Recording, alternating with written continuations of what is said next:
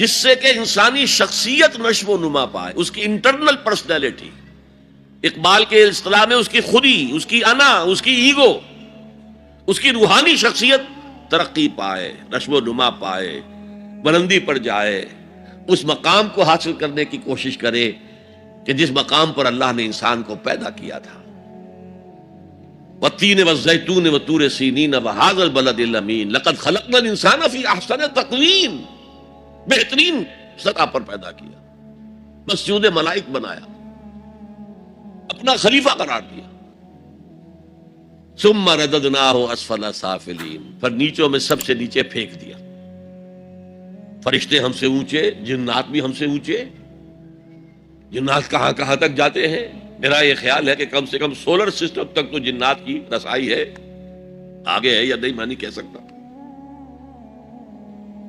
لیکن یہ انسان اب محنت کرے گا، نیچے اگر پھینک دیا گیا تھا الا الذین آمنوا وعملوا الصالحات، جو ایمان لائیں گے اور نیک عمل کریں گے وہ پھر ریگین کر لیں گے اپنے اس مقام کو جس مقام پر انہیں اصلاً پیدا کیا گیا تھا۔ اور جو لوگ اس مقام کو حاصل نہیں کر سکتے ان کے بارے میں قرآن کہتا ہے اولئک کالانعام، سورہ اعراف میں، یہ چوپایوں کے مانند ہیں، حیوانات ہیں، بل ہم اضل، بلکہ ان سے بھی گئے گزرے ہیں۔ کیوں؟ حیوان کو جس سطح پر پیدا کیا گیا اس پر اپنی زندگی گزار رہا ہے، اس سے اوپر کی کوئی صلاحیت دی ہی نہیں گئی۔ انسان کو لقد خلقنا الانسان فی احسن تقویم، اگر انسان حیوان کی سطح پر گر جائے جیسے کہ آج گر چکا ہے تو وہ حیوانات سے بدتر ہے۔ اولئک کالانعام بل ہم اضل لہم قلوب لا یفقہون بہا لہم اعین لا یبصرون بہا لہم آذان لا یسمعون بہا، ان کا دل ہے اس سے غور نہیں کرتے، آنکھیں ہیں ان سے دیکھتے نہیں ہیں، کان ہیں ان سے سنتے نہیں ہیں۔ کیا ابو جہل آنکھ سے نہیں دیکھتا تھا؟ کیا ابو جہل کان سے نہیں سنتا تھا؟ یہ وہ انر شخصیت ہے آپ کی، وہ روحانی شخصیت ہے آپ کی، جو دیکھتی ہے بغیر ان آنکھوں کے، جو سنتی ہے بغیر ان کانوں کے، جو غور و فکر کرتی ہے اس عقل سے نہیں بلکہ اس قلب سے۔ تو اللہ نے تو سب کچھ دیا تھا، ہر ایک میں وہ روح پھونکی ہوئی ہے، لیکن یہ لوگ اپنی اس روح سے بیگانہ ہو گئے ہیں، بھول گئے ہیں کہ ہمارے اندر کوئی ڈیوائن ایلیمنٹ بھی ہے۔ ڈیوائن سپارک، یہ لفظ جو ہے مغربی فلسفے میں استعمال ہوتا ہے، ڈیوائن سپارک، ایک شعلہ ملکوتی ہمارے اندر ہے، انہوں نے بھی دیکھا ہے۔ لیکن آج کا انسان خاص طور پر ڈارون کے نظریے کے پھیلاؤ کی وجہ سے، یہ نظریہ بایولوجی کے میدان کا نظریہ تھا اور بایولوجی کے میدان میں اسے تقریباً ریجیکٹ کیا جا چکا ہے، لیکن سوشل سائنسز میں اس طرح پرمیٹ کر چکا ہے، سوشالوجی میں، سائیکالوجی میں اس طرح پرمیٹ کر گیا ہے کہ آج کا انسان اپنے آپ کو سوائے حیوان کے کچھ نہیں سمجھتا۔ یہ ہیومن ٹریجڈی سب سے اونچی ہے، وہ شرف جو اللہ نے عطا کیا تھا، وہ مقام اور مرتبہ جو اللہ نے عطا کیا تھا، اس سے انسان خود مستعفی ہو گیا۔ نتیجہ کیا نکلا ہے کہ جیسے ہم کہتے ہیں کہ گھوڑا اور گدھا، کیا فرق ہے؟ گھوڑا ذرا ریفائنڈ اینیمل ہے، تمکلت ہے اس میں، گدھا بیچارہ کورس اینیمل ہے، باقی فرق کیا ہے یہ بتائیں؟ اسی طرح انسان اور شمپینزی اور گوریلا میں کیا فرق ہے یہ بتائیں ہمیں؟ عمل صالح جو ہے وہ اس لیے ہے، اور یہ بھی نوٹ کر لیجئے جب یہ سورت اتری تو عمل صالح سے کیا مراد تھا؟ شریعت تو ابھی نازل ہی نہیں ہوئی،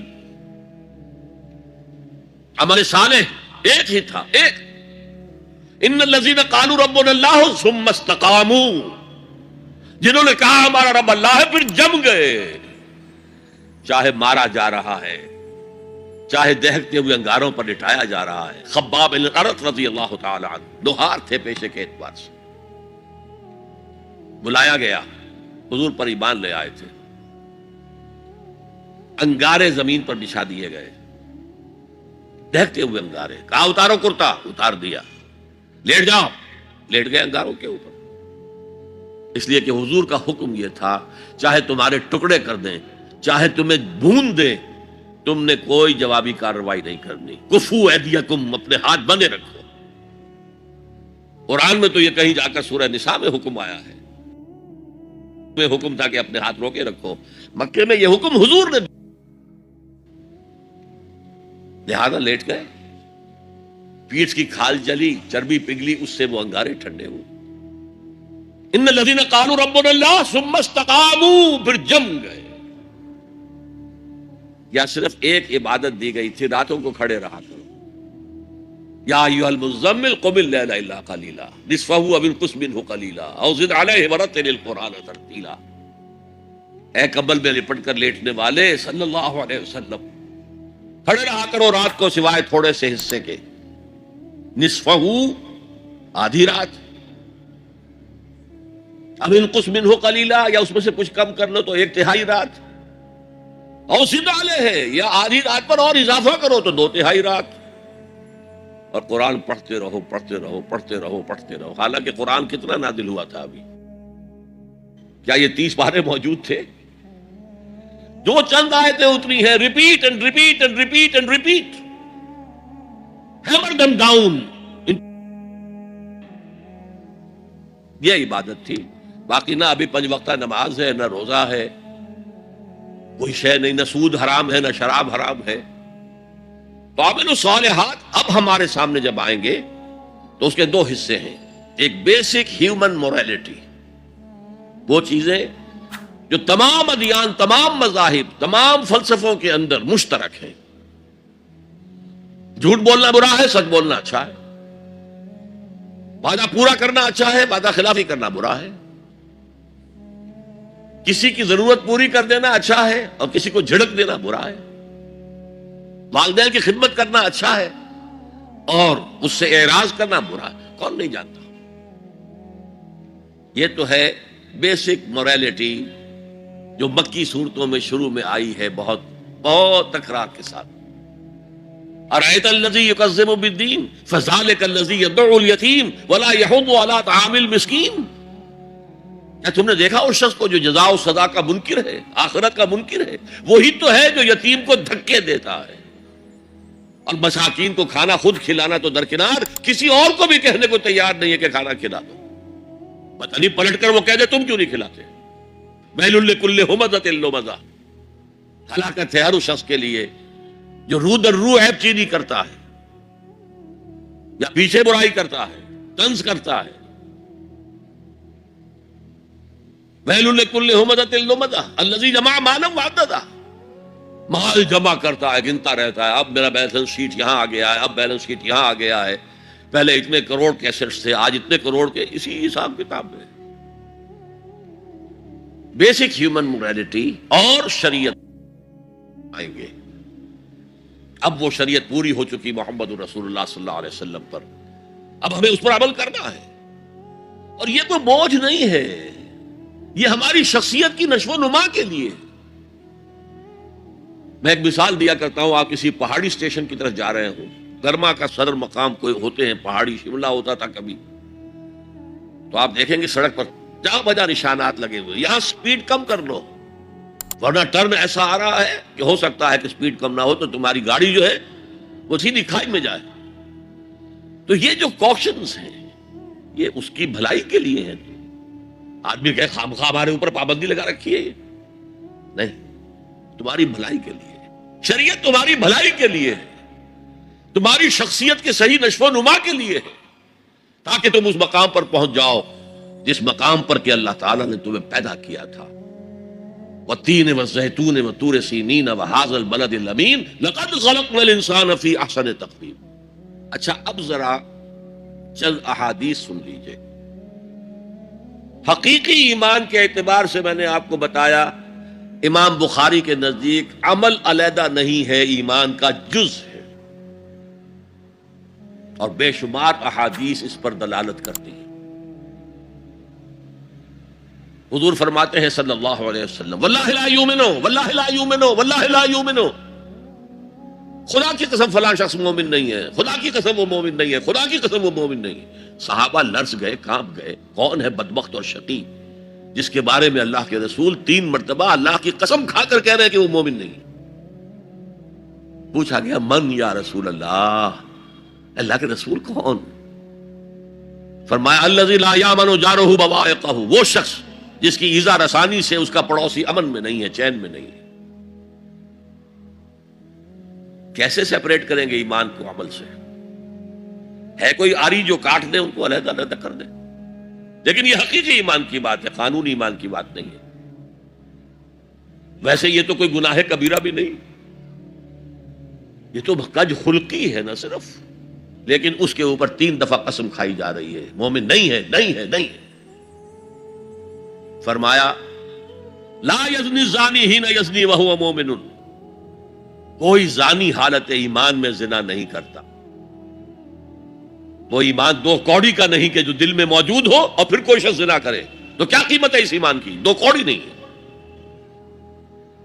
بلا یسرق السارق حین یسرق وہو مومن, اور نہ ہی کوئی چور جب چوری کرتا ہے تو وہ مومن ہوتا ہے.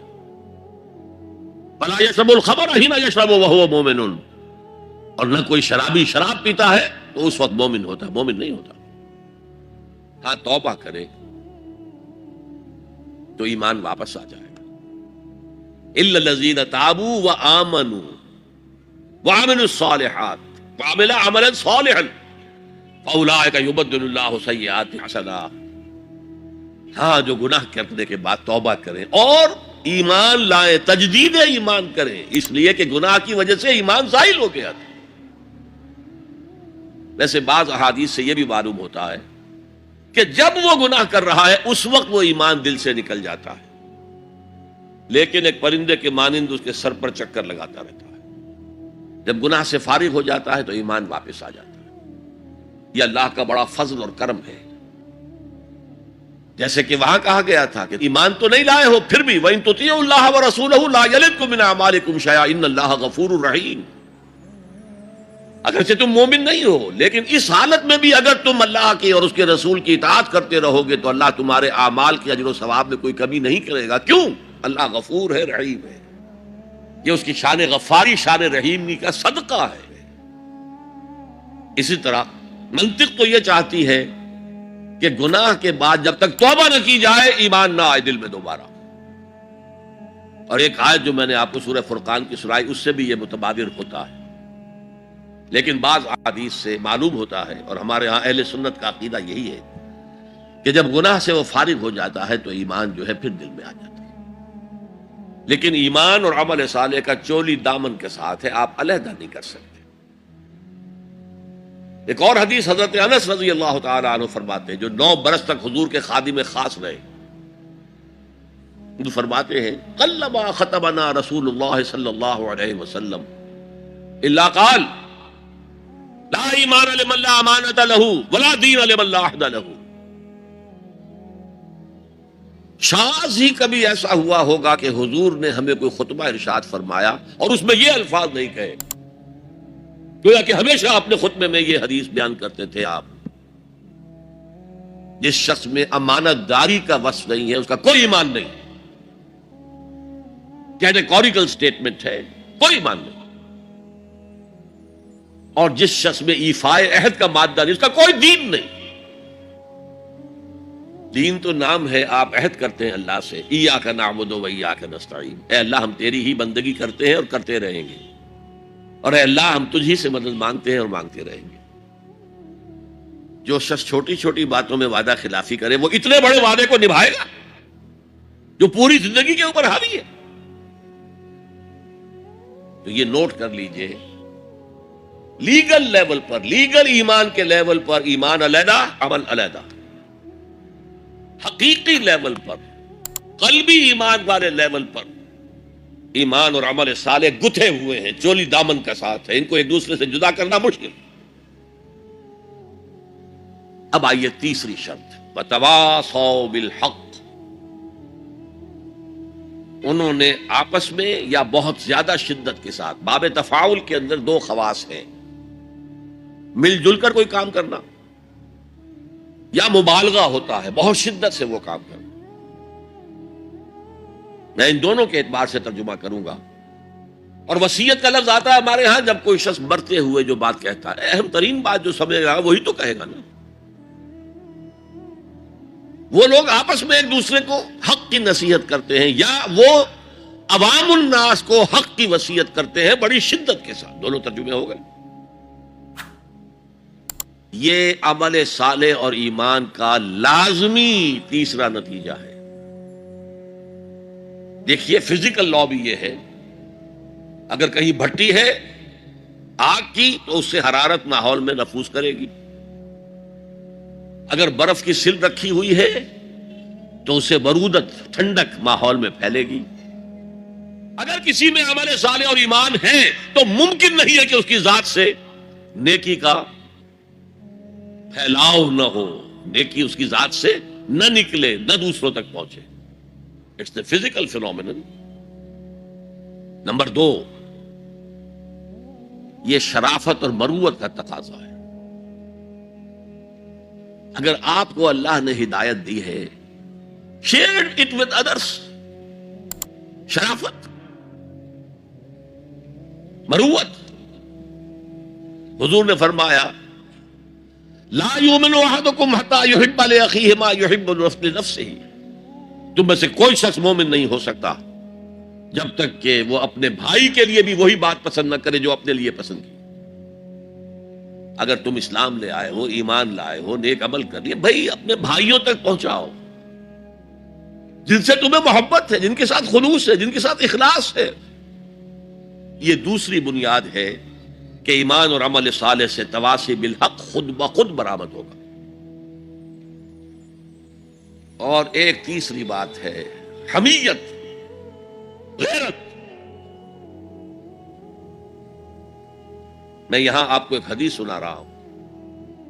ایک طویل عرصے تک اپنے زمانہ طالب علمی میں یہ حدیث خطبہ جمعہ میں سنتا رہا. مولانا تھانوی رحمۃ اللہ علیہ نے جو خطبات جمعہ مرتب کی ان میں یہ حدیث ہے.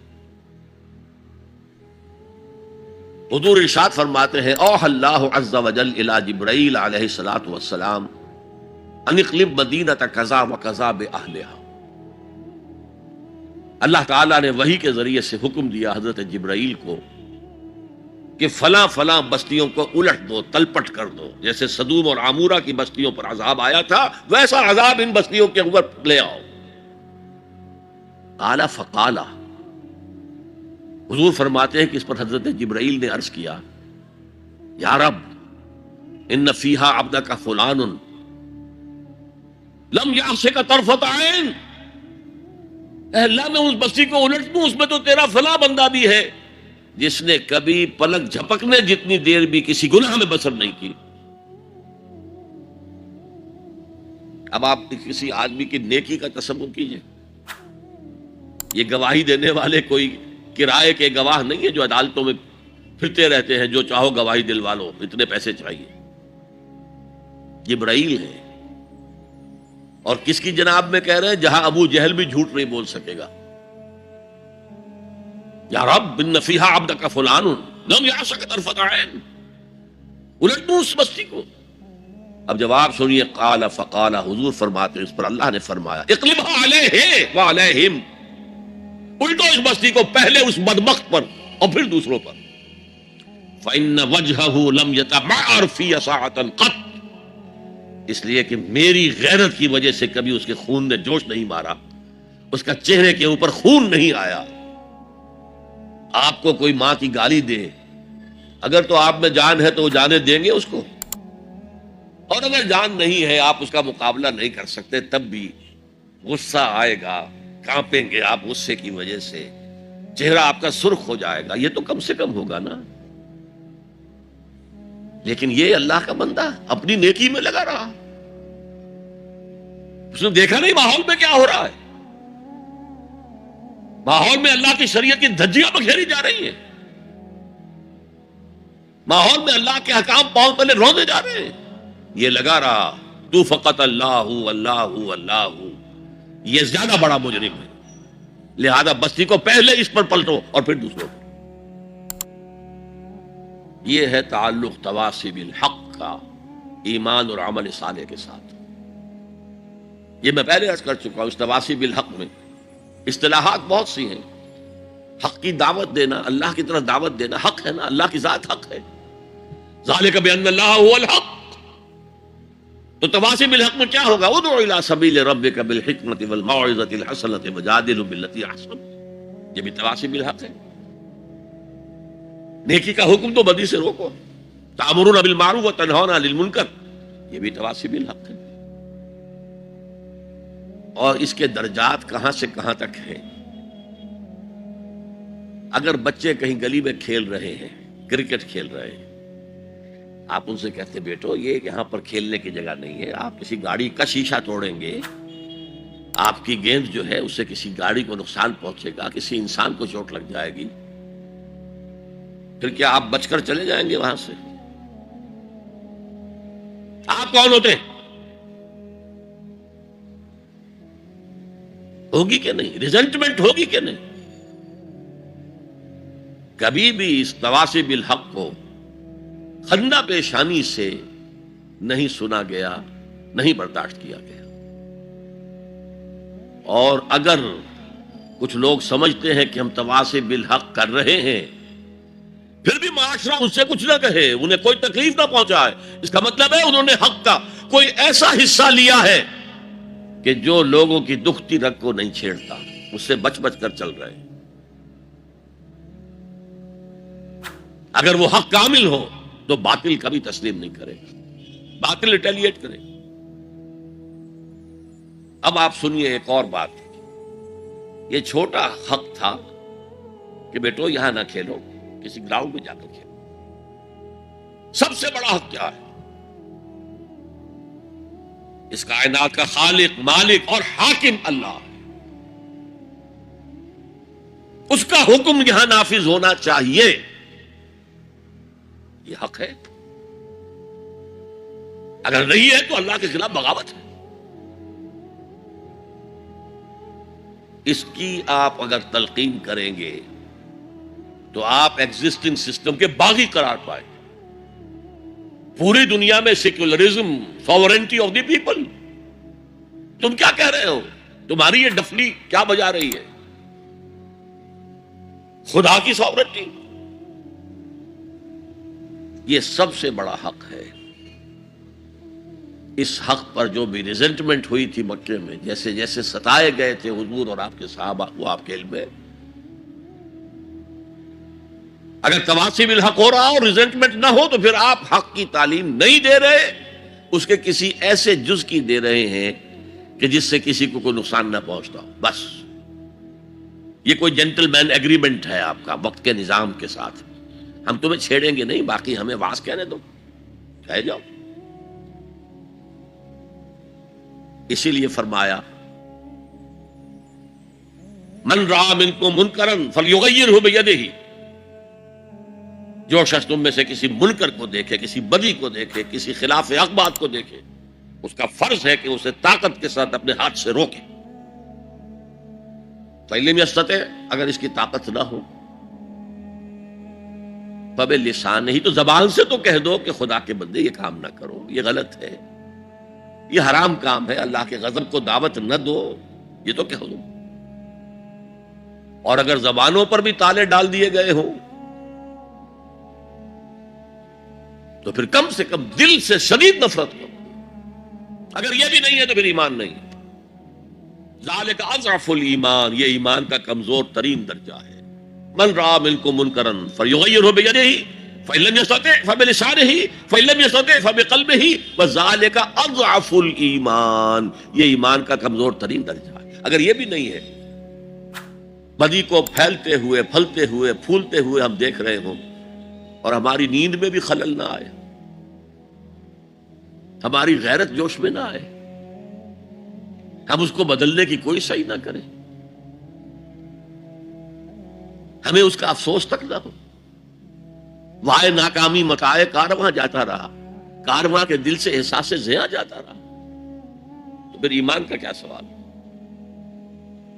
اسی مضمون کی ایک اور حدیث ہے، یہ حضرت ابو سعید الخدری رضی اللہ تعالیٰ عنہ سے، اور مسلم شریف کی روایت ہے جو میں نے آپ کو سنائی.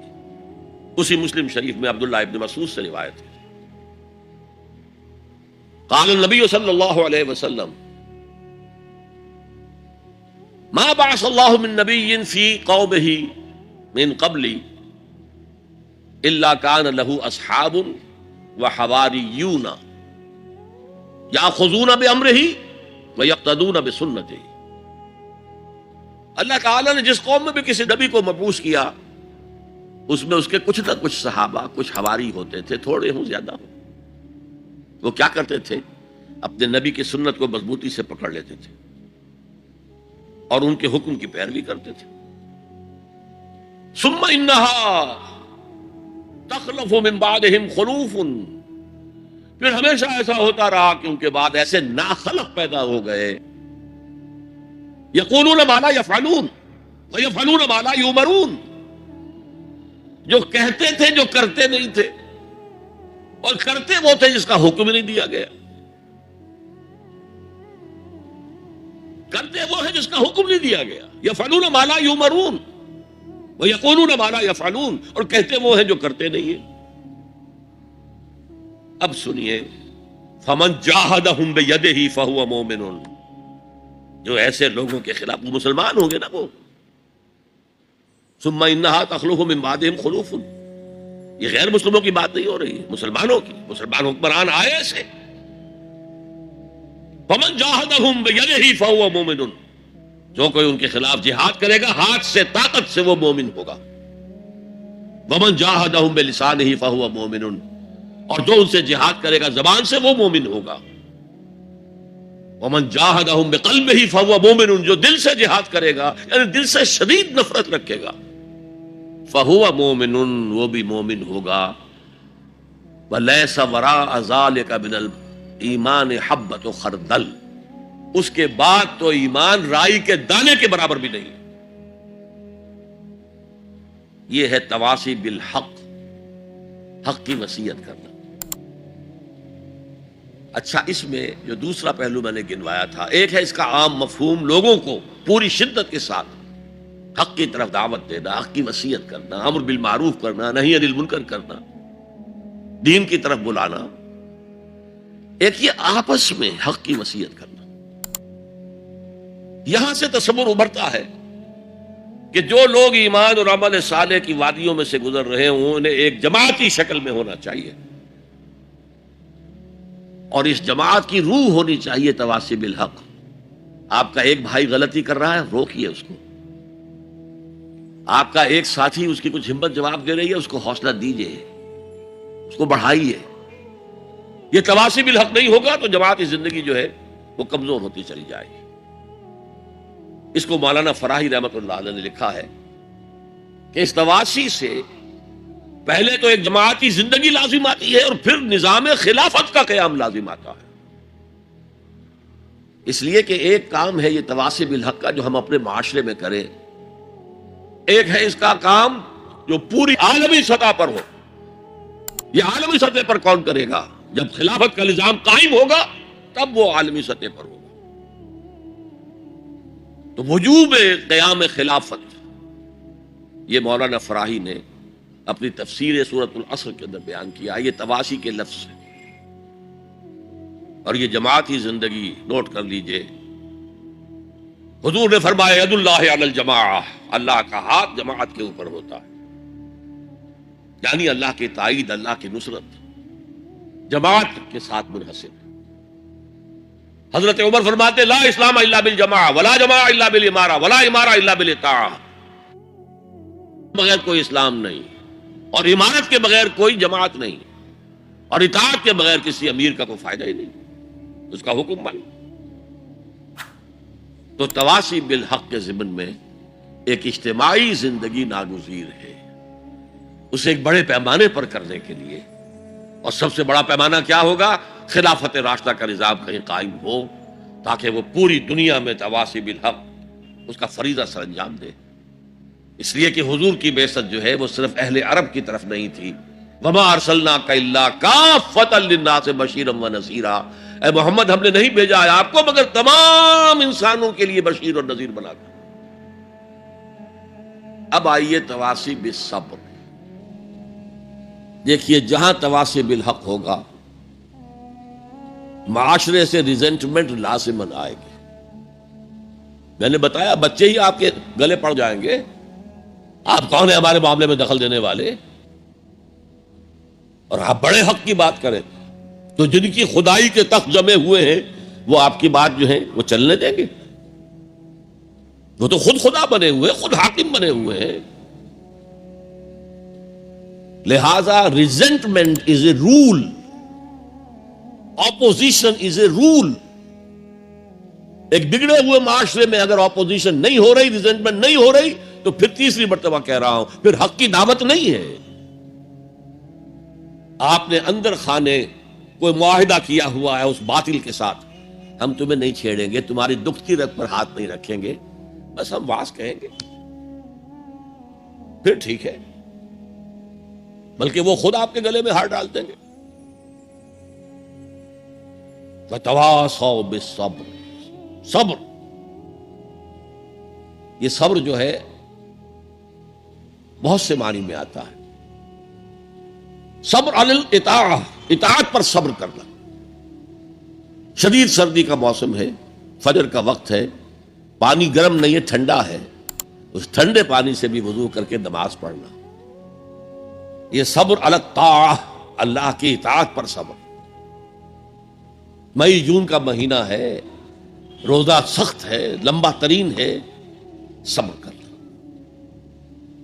وَهُوَ شَهْرُ الصَّبْرِ، حضور نے فرمایا تھا جب شعبان کے آخری روز آپ نے خطبہ دیا تھا، یا ایھا الناس قد اظلکم شہر عظیم، اے لوگوں تم پر ایک بہت عظمتوں والا مہینہ سایہ فگن ہو گیا ہے۔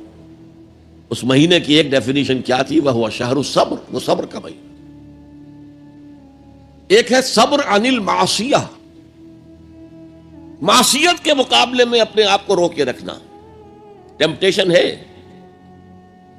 زلیخا نے کیا نہیں کیا تھا حضرت یوسف کے ساتھ، یہ روکنا تھامنا۔ قرآن مجید میں بھی الفاظ بڑے عجیب آئے ہیں، وَلَقَدْ هَمَّتْ بِهِ وَهَمَّ بِهَا لَوْلَا أَن رَأَىٰ بُرْهَانَ رَبِّهِ، وہ عورت تو اس کی طرف بڑھی ہی تھی، وہ بھی بڑھتا اگر وہ اللہ کی کوئی برہان نہ دیکھ لیتا۔ کیا چیز اللہ نے اس وقت دکھائی ہے؟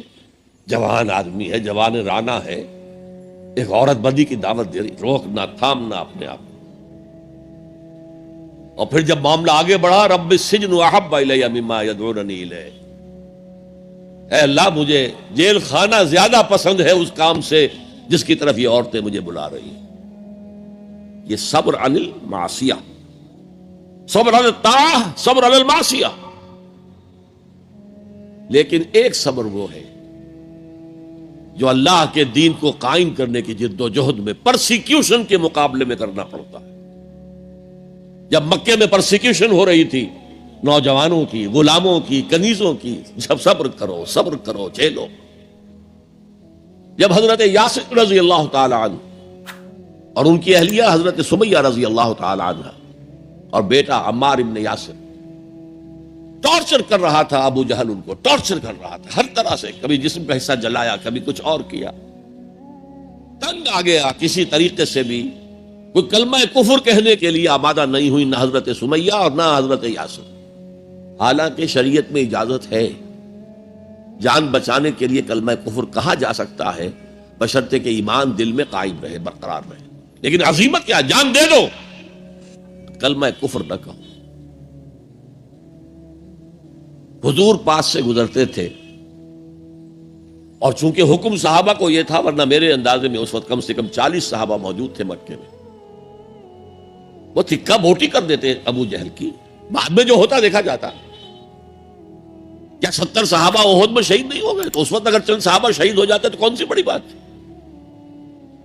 لیکن یہ ہے انقلاب محمدی صلی اللہ علیہ وسلم کا طریقہ کار، جس کی روح سے اس وقت صبر لازم تھا۔ اللہ اپنے رسول کو حکم دے رہا تھا، فاصبر کما صبر اولو العزم من الرسل۔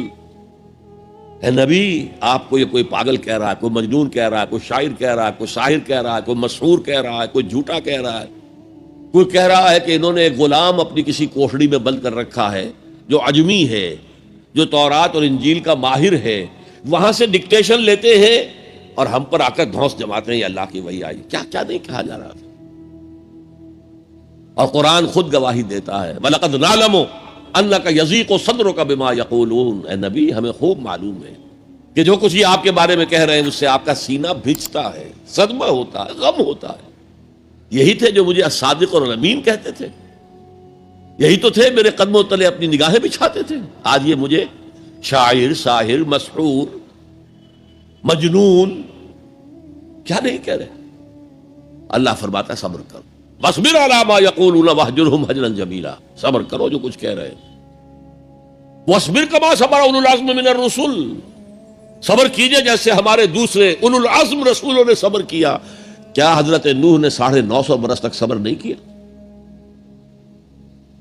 صبر کی۔ واصبر وما صبرک الا باللہ، صبر کیجئے، اور آپ کا صبر تو اللہ ہی کے سہارے قائم ہے۔ یہ حضور کو تلقین ہو رہی، مکے میں یہ تلقین حضور کو ہو رہی ہے، مدینے میں اور مکے میں حضور پھر صحابہ کو تلقین کر رہے ہیں۔ جب ٹارچر ہو رہا تھا حضرت سمیہ اور حضرت یاسر اور حضرت عمار پر، بات کہتے میں جھجک ہوتی ہے، بیٹے کو، جوان بیٹے کو، عمار کو ایک ستون سے باندھ دیا گیا، ان کے سامنے ان کی ماں کو برہنہ کیا۔ حضور پاس سے گزر رہے ہیں اور کیا کہہ رہے ہیں؟ اصبروا یا آل یاسر فإن موعدکم الجنہ، اے یاسر کے گھر والوں صبر کرو، تمہارے وعدے کی جگہ جنت ہے، جنت میں تمہارے استقبال کی تیاریاں ہو رہی ہیں، صبر کرو۔ اور انہوں نے صبر کیا۔ حضرت سمیہ کے سامنے ابو جہل نے ایک چھوٹا سا بت کو پیش کیا، ایک دفعہ کہہ دو کہ ہاں اس میں بھی کچھ ہے، اسے بھی کچھ اختیار ہے، میں چھوڑ دوں گا تجھے۔ انہوں نے تھوک دیا اس بت کے اوپر، اور غصے میں آ کر اس نے برچھا جو ہے، برہنہ تو کیا ہوا تھا، ان کے شرمگاہ کے اندر مارا ہے جو پورے جسم سے آر پار ہو گیا۔ یہ تھا صبر۔ اسبرو اسبرو اسبرو۔ پھر مدنی دور میں آ کر ایک دوسرا صبر شروع ہو گیا۔ اب جنگوں کا دور آیا، ہتھیلی پر جان رکھو اور باہر آ جاؤ۔ وَلَا تَقُولُوا لِمَن يُقْتَلُ فِي سَبِيلِ اللَّهِ أَمْوَاتٌ بَلْ أَحْيَاءٌ وَلَٰكِن لَّا تَشْعُرُونَ يَا أَيُّهَا الَّذِينَ آمَنُوا اسْتَعِينُوا بِالصَّبْرِ وَالصَّلَاةِ، اے اہل ایمان مدد حاصل کرو صبر سے اور نماز سے۔ إِنَّ اللَّهَ مَعَ الصَّابِرِينَ، یقیناً اللہ صابروں کے ساتھ ہے، صبر کرنے والوں کے ساتھ ہے۔ وَلَا تَقُولُوا لِمَن يُقْتَلُ فِي سَبِيلِ اللَّهِ أَمْوَاتٌ، کبھی نہ کہنا اس کو جو اللہ کی راہ میں قتل ہو جائے کہ وہ مردہ ہے۔ بل احیاء ولکن لا تشعرون، وہ زندہ ہیں لیکن تمہیں اس کا شعور نہیں ہے۔ وَلَنَبْلُوَنَّكُمْ، اور ہم تمہیں لازماً آزمائیں گے، بِشَيْءٍ مِّنَ الْخَوْفِ وَالْجُوعِ وَنَقْصٍ مِّنَ الْأَمْوَالِ وَالْأَنفُسِ وَالثَّمَرَاتِ، خوف سے آزمائیں گے، بھوک سے آزمائیں گے، فاقے آئیں گے، اور جان اور مال اور ثمرات کا ضیاع ہوگا، نقصان ہوگا۔ وَبَشِّرِ الصَّابِرِينَ الَّذِينَ إِذَا أَصَابَتْهُمْ مُصِيبَةٌ قَالُوا إِنَّا لِلَّهِ وَإِنَّا إِلَيْهِ رَاجِعُونَ، اے نبی بشارت دے دیجئے صبر کرنے والوں کو۔ صبر کرنے والے کون؟ جب ان پر کوئی مصیبت آئے، کوئی تکلیف آئے، کوئی آزمائش آئے، تو وہ کہیں ہم اللہ ہی کے ہیں، اللہ ہی کی طرف ہمیں لوٹ جانا ہے۔ یہ ہے وہ صبر کہ جو علی الابتلاء، امتحان پر صبر ہو رہا ہے۔ تو 3 صبر میں نے آپ کو بتائے۔ صبر علی الطاعہ، اطاعت پر صبر، صبر عن المعصیہ، معصیت سے روکنا۔ صبر کے معنی اپنے آپ کو تھامنا، روکنا۔ اسی کے معنی میں لفظ استقاموا جو میں نے آپ کو بتایا تھا، ان الذین قالوا ربنا اللہ ثم استقاموا، جمے رہے۔ جان جا سکتی ہے لیکن اس کلمہ ایمان سے ہم پیچھے نہیں ہٹ سکتے۔ اور پھر جو بھی آزمائشیں آئیں برداشت کرو، جھیلو، اور آپس میں ایک دوسرے کو صبر کی وصیت اور نصیحت کرتے رہو۔ ہو سکتا ہے کسی کی ہمت جواب دے رہی ہو، اس کا حوصلہ بڑھاؤ، اس کے سامنے مثال پیش کرو خود صبر کر کے۔ خربوزے کو دیکھ کر خربوزہ رنگ پکڑتا ہے۔ جماعت زندگی کی یہ برکات ہوتی ہے۔ کونوا مع الصادقین، صادق لوگوں کے ساتھ رہو، جڑے رہو، تاکہ تمہارے اندر اگر کبھی کوئی کمزوری کا پہلو آئے تو اللہ تعالیٰ اس جماعتی زندگی کی برکت کے طفیل سے تمہیں اثر نو کمر ہمت کسنے کی توفیق عطا فرمائے۔ یہ ہے اس سورہ مبارکہ کا ذرا گہرائی میں اتر کے تجزیہ۔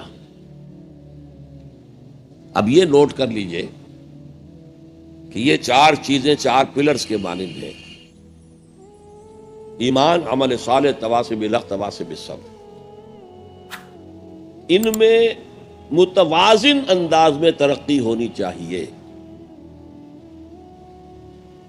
میں نے مثال دے دی، ایک شخص انتہائی نیک انتہائی نیک انتہائی نیک، لم یعصک طرفۃ عین، اے اللہ اس شخص نے تو پلک جھپکنے جتنی دیر بھی معصیت میں بسر نہیں کی، لیکن تواصی بالحق اور تواصی بالصبر نہیں ہے تو وہ سارا عمل زیرو۔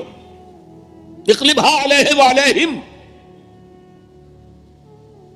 ایمان بڑھانے کے لیے، ایمان بالغیب کو ایمان بالشہود بنانے کے لیے مراقبے ہو رہے ہیں، چلہ کشی ہو رہی ہے، یہ ہو رہا ہے وہ ہو رہا ہے، لیکن میدان میں آنے کو تیار نہیں ہے۔ باطل خوشیاں منا رہا ہے، اور اب مست رکھو ذکر و فکر صبح گاہی میں انہیں، پختہ تر کر دو مزاج خانقاہی میں انہیں۔ انہوں نے ہمارے لیے کھلا میدان چھوڑ دیا ہے، لگے ہوئے خانقاہوں میں، نکل کر خانقاہوں سے ادا کر رسم شبیری کہ رسم خانقاہی ہے فقط اندوہ دل گیری۔ میدان میں آؤ۔ والعصر ان الانسان لفی خسر الا الذین آمنوا وعملوا الصالحات وتواصوا بالحق وتواصوا بالصبر۔ شاید آپ نے نوٹ کیا ہو، میں نے شروع کی جو دعائیں ہوتی تھیں ان میں آج یہ دعا ایڈ کی تھی: اللہم ربنا اجعلنا من عبادک الذین آمنوا وعملوا الصالحات وتواصوا بالحق وتواصوا بالصبر۔ پروردگار اپنے فضل و کرم سے ہمیں ان لوگوں کے زمرے میں شریک کر دے جو ایمان لائے جیسے کہ ایمان لانے کا حق تھا، جنہوں نے عمل صالح کما حقہ ادا کیا، جنہوں نے تواصی بالحق کا حق ادا کیا، اور جو پھر صبر میں پورے اترے۔ بارک اللہ لی ولکم فی القرآن العظیم ونفعنی وإیاکم بالآیات والذکر الحکیم۔ انہ تعالی جواد کریم ملک بر رؤوف رحیم۔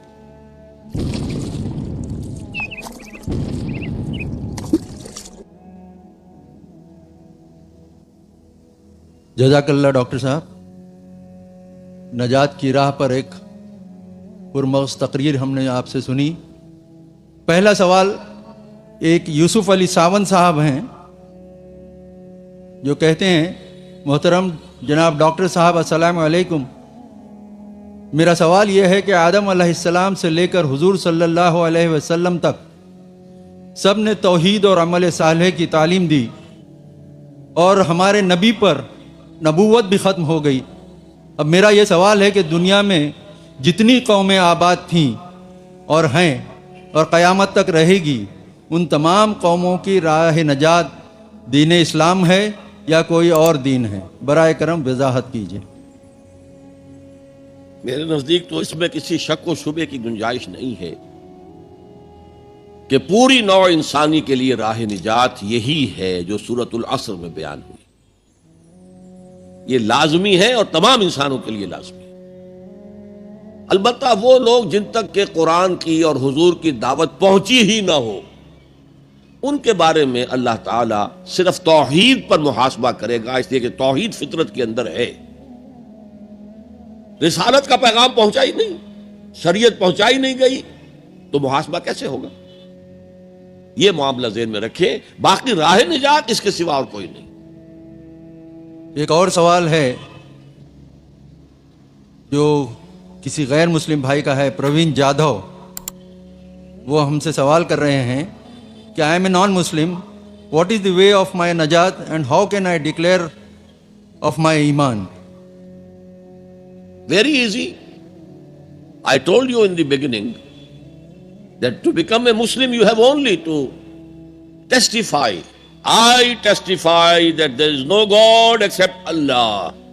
And I testify that Muhammad is his messenger and prophet. You become a Muslim.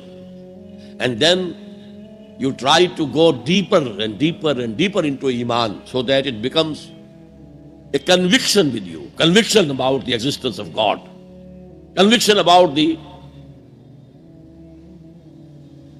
Ba's ba'd al-maut, resurrection, conviction about the hereafter, conviction about the institution of prophethood, conviction that the prophethood came to an end on Muhammad sallallahu alaihi wasallam and reached its climax in his personality, etc., etc.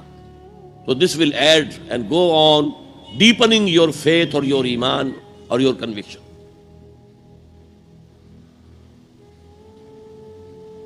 عابد صاحب کا ایک دوسرا سوال تھا، نجات میں حقوق العباد اور حقوق اللہ کے کتنے اثر انداز ہوں گے، یا پھر صرف ذاتی عمل کی بنیاد پر نجات ملے گی؟ میں نے کل آپ کو ایک حدیث سنائی تھی کہ محض ذاتی عمل کی بنیاد پر کسی کو نجات نہیں ملے گی جب تک کہ رحمت خداوندی دستگیری نہ کرے. اس لیے کہ کون سا انسان ہے جو خطا کار نہ ہو. کل بنی آدم خطاؤون وخیر الخطائین التوابون. اس اعتبار سے رحمت خداوندی ضروری ہے، البتہ یہ کہ اس کے لیے ایمان اور عمل صالح اور تواصی بالحق اور تواصی بالصبر کرنے کی حتی الامکان کوشش کرنا، یہ آپ کا فرض ہے. سید فہیم اختر صاحب، ان کا سوال ہے، سب سے پہلے تو شکر ہے اللہ کا کہ آپ ہمارے بیچ یہاں ہیں، اور پھر ڈاکٹر ذاکر نائک صاحب کے مشکور ہیں کہ انہوں نے یہ اہتمام کیا. دعا ہے کہ اللہ تعالیٰ آپ لوگوں کی کوششوں کے بہترین نتائج ہم سب کو دکھائے، آمین.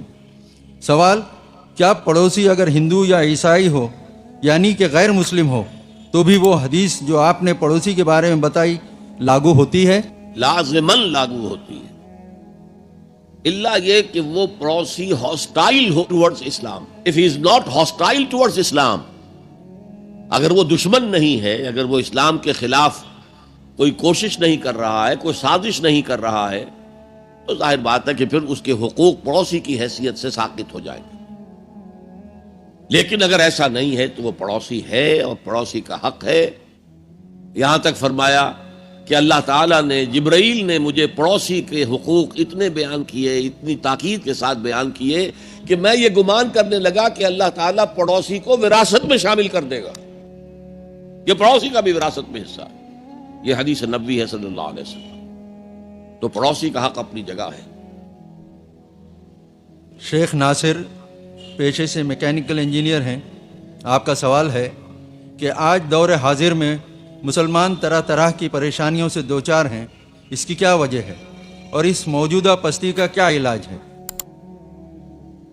میں مختصر ترین الفاظ میں آپ سے یہ عرض کروں گا کہ اس وقت ہم اللہ کے عذاب کے شکنجے میں ہیں. کیوں؟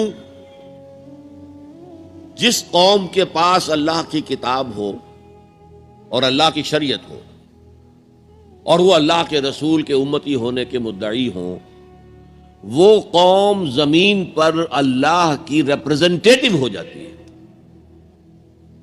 اب اگر وہ قوم اپنے عمل سے مس ریپرزنٹ کرے تو وہ کافروں سے بدتر ہے، غیر مسلموں سے بدتر ہے، پھر ان کو عذاب ملتا ہے. آج ہماری ذلت اور رسوائی، ہم سے پہلے بھی ایک امت تھی، بڑی چہیتی اور لاڈلی امت تھی. ذرا اندازہ تو کیجئے، بنی اسرائیل صحرا میں سفر کر رہے ہیں تو ابر کا سائبان ساتھ ساتھ چل رہا ہے، دھوپ نہ ستائے، کھانے پینے کی ضرورت پیش آئی ہے تو من و سلوہ نازل کر دیا ہے. پانی کے لیے ایک ضرب لگی ہے عصا کی اور 12 چشمے، تاکہ 12 کے 12 قبیلے اپنا اپنا چشمہ معین کر لیں. تو یہ ساری جو جن کے اوپر نعمتیں ہوئی ہیں انہی کے بارے میں فرمایا گیا جب انہوں نے بے عملی اختیار کی، بد عملی اختیار کی، شریعت کو پس پش ڈال دیا، اللہ کی کتاب کو پس پش ڈال دیا. نبذ فریق من الذین اوتوا الکتاب کتاب اللہ وراء ظہورہم. تو پھر اللہ نے فرمایا ضربت علیہم الذلۃ والمسکنۃ وباؤوا بغضب من اللہ. ان پر ذلت، کمزوری اور مسکنت، کم ہمتی مسلط کر دی گئی، اللہ کے عذاب کے اندر گر گئے. اسیرینز آئے، ان کا مقابلہ نہیں کر سکے، انہوں نے سلطنت اسرائیل کو تہو بالا کر کے ختم کر دیا. نبوکڈنیزر آئے، اس کا مقابلہ نہیں کر سکے، اس نے لاکھوں کو قتل کیا، لاکھوں کو وہ کیپٹیو بنا کر بیبیلونیا لے گیا. اور حضرت سلیمان کے بنائے ہوئی مسجد کو، جسے وہ ٹیمپل کہتے ہیں، ٹیمپل آف سولومن، اسے گرا کر زمین کے برابر کر دیا. 2 اینٹیں سلامت نہ رہی. یروشلم میں ایک انسان نہ رہا، کوئی متنفس نہ رہا. یہ عذاب کیوں آئے تھے؟ پھر ایک وقفہ آیا، اس لیے کہ پھر حضرت عزیر علیہ السلام کی دعوت سے لوگوں میں عمومی ایک توبہ کی تحریک برپا ہو گئی. لوٹو لوٹو اللہ کے دین کی طرف، لوٹو شریعت کی طرف. تو اللہ کی رحمت بھی پھر متوجہ ہو گئی. مکابی سلطنت قائم ہوئی جو اپنے رقبے کے اعتبار سے حضرت سلیمان کی سلطنت سے بھی بڑھ کر تھی. لیکن پھر دوبارہ ان کے اوپر وہی دنیا پرستی، شہوت پرستی، یہ ساری گندگیاں جب آ گئیں، مشرکانہ توہمات آ گئے، غیر مسلموں سے خلا بلا، اس کی وجہ سے ان کے اندر وہ ساری رسمیں ریتیں شروع ہو گئیں. پھر عذاب آیا. پہلے یونانیوں کے ہاتھوں رگڑا گیا ان کو، سکندر کے ہاتھوں، سیلیوکس کے ہاتھوں، اور پھر رومنز کے ہاتھوں رگڑا گیا. یہاں تک کہ 70 عیسوی میں ٹائٹس رومی نے، چونکہ انہوں نے بغاوت کی تھی ان کے خلاف، رومنز کے خلاف، تو حملہ کر کے 1,33,000 یہودیوں کو ایک دن میں قتل کیا. اور جو دوسرا ٹیمپل انہوں نے بنا لیا تھا، سیکنڈ ٹیمپل جس کو وہ کہتے ہیں، اس مکابی دور میں وہ حضرت سلیمان کا بنایا ہوا وہ معبد جو ہے وہ دوبارہ بن گیا. 70 عیسوی میں اسے پھر گرا دیا گیا، آج تک گرا پڑا ہے. 1934 برس سے ان کا خانہ کعبہ گرا ہوا ہے. یہ اللہ کا قانون ہے. جو امت کتاب اللہ اور شریعت خدا بندی کی حامل ہو کر اور طرز عمل اس کا مختلف اور برعکس ہوگا، وہ کافروں سے بدتر ہے اللہ کی نگاہ میں. اب علاج ایک ہی ہے. ہم کہیں کسی جگہ دنیا میں کسی سائزیبل ملک میں پورا اسلامی نظام، پوری اسلامی سیاست، پوری اسلامی معیشت، پورا اسلامی معاشرہ، پورا اسلامی قانون نافذ کر کے دنیا کو دکھائیں. And we should be able to invite the humanity at large. Come and see with your eyes. This is Islam. یہاں کی برکتیں دیکھو. یہاں ہر شخص کی بنیادی ضروریات ریاست کے ذمے ہیں. یہ جو سوشل سیکیورٹی کا کام آج ہو رہا ہے، اسکینڈینیوین کنٹریز کے سوشل سیکیورٹی کا نظام جو ہے دنیا میں کہاں سمجھا جاتا ہے ٹاپ پر ہے. پھر انگلستان میں ہے ان امپلائمنٹ الاؤنس، امریکہ کے اندر بھی ہے. لیکن یہ کہ سب سے پہلا سوشل سیکیورٹی کا نظام خلافت راشدہ میں ہوا ہے، جہاں ہر شخص کی جو بھی بنیادی ضروریات ہیں اس کی کفالت ریاست کے ذمہ تھی. میں نے جو حال یہاں دیکھا ہے پاکستان میں کبھی نہیں دیکھا. جس طرح کی چھوٹے چھوٹے سے 4 فٹ 6 فٹ 7 فٹ کی ایک لکڑی کی بنی ہوئی کوٹڑی کے اندر پورا خاندان آباد ہے، اور جبکہ اونچے اونچے محل موجود ہے سامنے. یہ عجیب ملک ہے، ڈیموکریسی میں بہت اونچا، لیکن سوشل سیکیورٹی کا کوئی نظام سرے سے نہیں. ہمارے ہاں پاکستان میں بھی وہ کوئی اسلامی نظام ہے، جو زکوٰۃ ہے وہ پورا بیت المال کا نظام قائم نہیں ہے جیسے کہ ہونا چاہے. پھر بھی کچھ نہ کچھ زکوٰۃ کا نظام جو قائم کر گئے تھے ضیاء الحق صاحب، اس سے کچھ نہ کچھ غریبوں کی مدد ہوتی ہے. تو بہرحال جب تک ہم دنیا کے سامنے اسلام کی نمائندگی نہیں کریں گے، صحیح اسلام کی اور کامل اسلام کی، اس وقت تک ہمارے حالات میں کوئی بہتری نہیں آ سکتی. صدیقی صدف فاطمہ آپ سے سوال کر رہی ہیں، برائے مہربانی یہ بتا دیں کہ اگر کسی کے دل میں یا قلب میں ایمان کوٹ کوٹ کر بھرا نہ ہو تو اس کے لیے کیا کرنا چاہیے، اور کیا بنا قلبی ایمان کے نجات ممکن ہے؟ قلبی ایمان کے بغیر نجات نہیں ہے. ہاں ایمان کمزور ہو تو میں عرض کر چکا ہوں، ایمان ہو دل میں ہو، لیکن اتنا مضبوط نہیں ہے کہ وہ عمل کو پوری طرح ہولڈ کر سکے، عمل کو درست کر دے. تو پھر اگر گناہوں کا پلڑا زیادہ بھاری ہے نیکیوں سے تو سزا ملے گی جہنم کے اندر. البتہ ایک وقت آئے گا نکال کر اور پھر انہیں جنت میں داخل کر دیا جائے گا قلبی ایمان کی وجہ سے. لیکن دوسرا سوال جو اس میں ہے کہ ایمان کہاں سے آئے؟ دیکھیے، ایمان پیدا کرنے کے 3 طریقے ہیں. 2 ایزی ہیں، لیکن ان سے ایک ایسا ایمان پیدا ہوتا ہے جس میں شعور کا ایلیمنٹ بہت کم ہے، نہ ہونے کے برابر. کوئی ڈائمنشن اس کی انٹلیکچوئل نہیں ہے. وہ کیا ہے صاحب ایمان لوگوں کی صحبت اور ان کا قرب اختیار کرو. جیسے بھٹی کے آگے بیٹھیں گے تو حرارت آ جائے گی، صاحب ایمان کی صحبت سے آپ کو بھی ایمان ملے گا. دوسرا طریقہ، اسلام پر عمل کرتے رہو، عمل کرتے رہو، عمل کرتے رہو، اس سے بھی ایمان پیدا ہوتا ہے. لیکن جو اصل ایمان ہے، جو شعوری ایمان ہے، جیسے کہ سورہ یوسف میں کہا گیا، حضور سے کہلوایا گیا، قل ھذہ سبیلی ادعو الی اللہ علی بصیرۃ انا ومن اتبعنی. اے محمد کہہ دو یہ میرا راستہ ہے، میں اللہ کی طرف بلا رہا ہوں، علی وجہ البصیرۃ، میں اندھیرے میں ٹامک ٹوئیا نہیں مار رہا ہوں، علی وجہ البصیرۃ. اور نہ صرف میں بلکہ جو میری پیروی کر رہے ہیں وہ بھی علی وجہ البصیرت کر رہے ہیں. تو علی وجہ البصیرت ایمان صرف قرآن سے ملے گا. مولانا ظفر علی خان کبھی، میں حیران ہوتا ہوں، وہ عموماً تو سیاسی شاعر تھے اور جنگ آزادی کے بہت بڑے سپاہی تھے، اس میں کوئی شک نہیں، کہ انہوں نے ایک بڑا پیارا شعر کہا ہے، وہ جنس نہیں ایمان جسے لے آئیں دکانیں فلسفہ سے، ڈھونڈنے سے ملے گی عاقل کو یہ قرآن کیسی پاروں میں.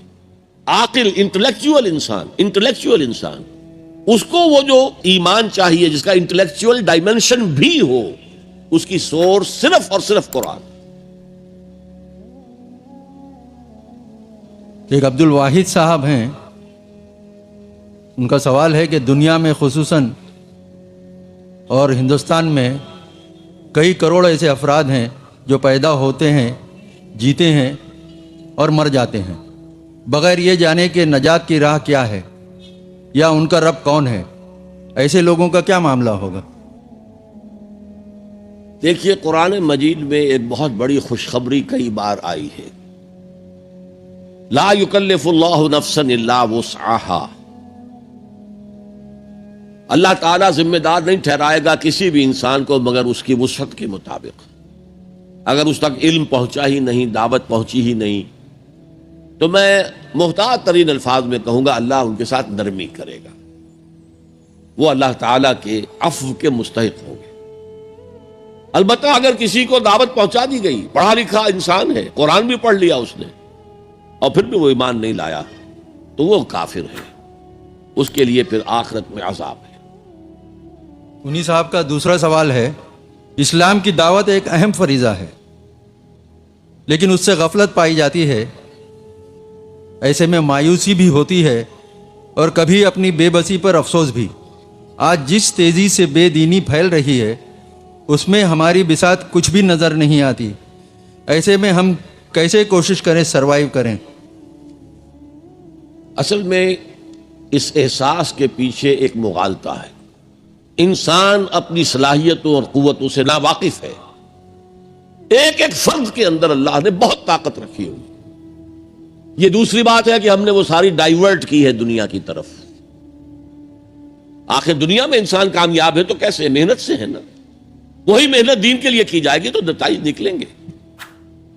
البتہ ایک امکان ہے، کسی قوم کی اللہ تعالی ہلاکت کا فیصلہ کر چکا ہو، وہ اتنے دور